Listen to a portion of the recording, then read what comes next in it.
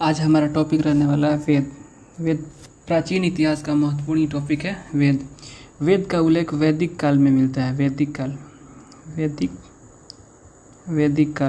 काल का समय 1500 ईस्वी पूर्व से 600 ईसा पूर्व होता है। और वेद कितने हैं? तो वेद चार हैं। ऋग्वेद, यजुर्वेद, सामवेद एवं अर्थवेद। वेद का शाब्दिक अर्थ ज्ञान होता है। वेदों का संकलन कृष्णदेवपायन वेद व्यास ने किया था। वेदों का संकलन किसने किया था? तो कृष्णदेवपायन वेद व्यास ने किया था। वेदों की रचना आर्यों ने की थी। आर्य का शाब्दिक अर्थ क्या होता है? तो आर्य का शाब्दिक अर्थ श्रेष्ठ या कुलीन होता है।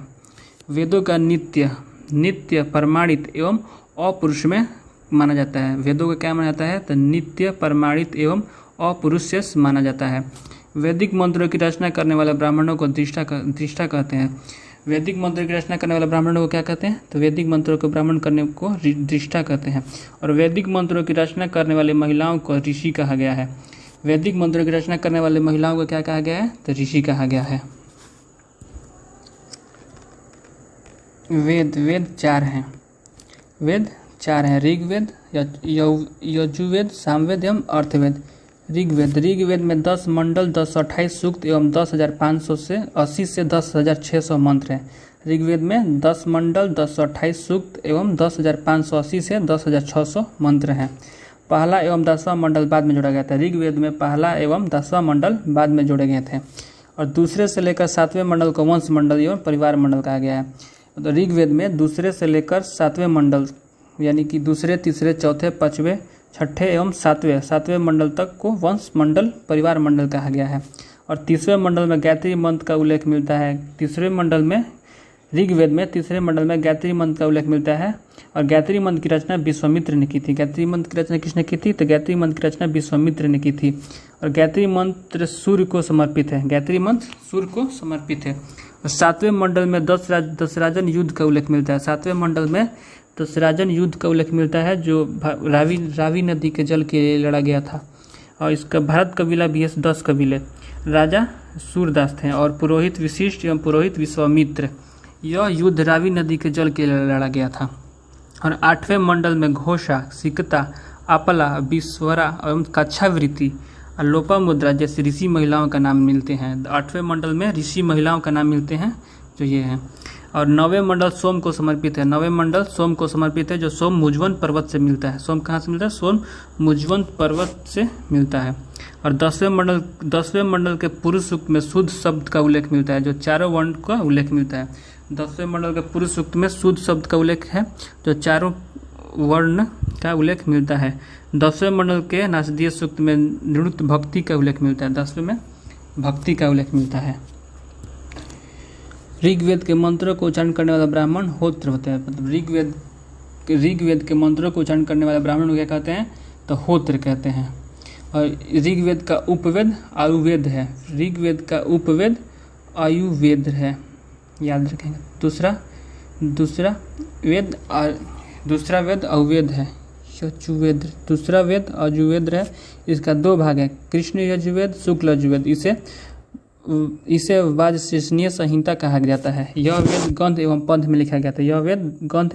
में लिखा गया था। इसमें यज्ञ करने के विधियों का उल्लेख मिलता है। तो यजुर्वेद में यज्ञ करने के विधियों का उल्लेख किया गया है इसमें। और यजुर्वेद में इस वेद में शून्य का उल्लेख मिलता है। मंत्र का उच्चारण करने वाला अर्धवायु कहलाता है। यजुर्वेद मंत्र का उच्चारण करने वाला आयुर्वेद कहलाता है। और इसका यजुर्वेद का उपवेद धनुवेद है। तीसरा वेद है सामवेद। संगीत का प्राचीनतम